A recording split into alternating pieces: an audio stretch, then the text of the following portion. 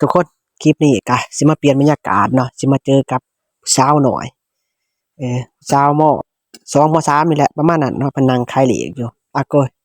ไอ้ดักจึงตัวเท่หรือตัวปลอมอาโกยมันก็ตัวแท้แล้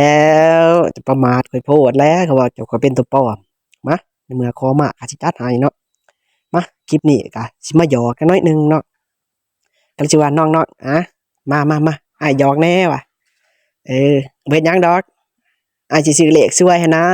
จากนั้นน้องมันก็เข้ามานี่ถึงอันดักจึงตัวอาโกยขนาดในเกมก็ยังบ่เว้นเนาะโอ้จับกว่านี้หมูดึงมาทวงสูงซับก็ไปนอกมันห้องอ้ายโลดอาโกยเรียบร้อย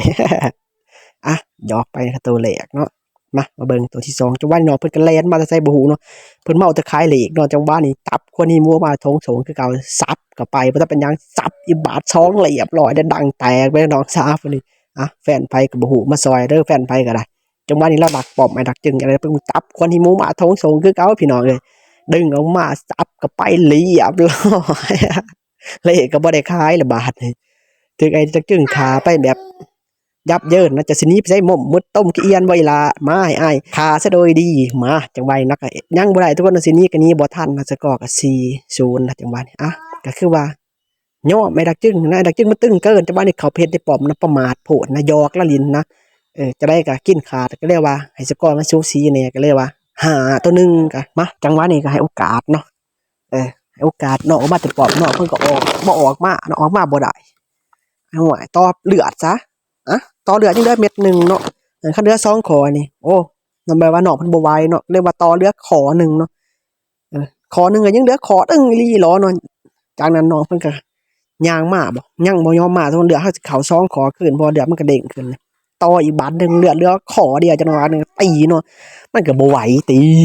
เลือดอีหลีอีหลอเฮ็ดบาดก็ได้เนาะคันเลือดหลายกว่านี้มันก็คืออยู่อันนี้น้อยโพดอีหลีหลอเนาะเม็ดหนึ่งเนาะขนาดเลือด2ขอเอาโกยบอกว่าน้องเพิ่นบ่ไหวเนาะจังหวะนี้เขาเพชรในป้อมนะแบบว่าอยากตีให้มันสูสีหันนะบ่มันกินขาดโพดก็เลยว่าเหยียบร้อยนำกันเนาะจังหวะนี้สกอร์ก็6-3จังหวะนี้ออกมาบ่ตะป้อมออกมาตะป้อมโดดเข้าไปตีป้อมให้ป้อมแตกก่อนนะปั๊บป้อมโดดก็อย่าบ่ได้สนใจอย่างนั้นก็ตีแล้วจับคนในมุมมาทงสงซับเข้าไปป๊อกหัวแตกเรียบร้อยเนาะแฟนไผกับผู้ไผรู้จักเราก็มาเบิ่งเอาเนาะน้องผู้ใดแฟนไผบุมาเบิ่งเนาะจังหวะนี้เครื่องจำตัวเครื่องจำเนาะก็ยืนตีแล้วดินซื้อเราใส่สเต็ปแซแกงอันนี้จึงก็เลือดคือว่าขึ้นไหวว่าบูกันเนาะแต่เอาชนะได้แบบสบายๆเนาะสกอร์กับ8-3แฟนไผบุมาแก้มือให้น้องเพิ่นเด้อไผที่ว่าเป็นแฟนเราหั่นนะ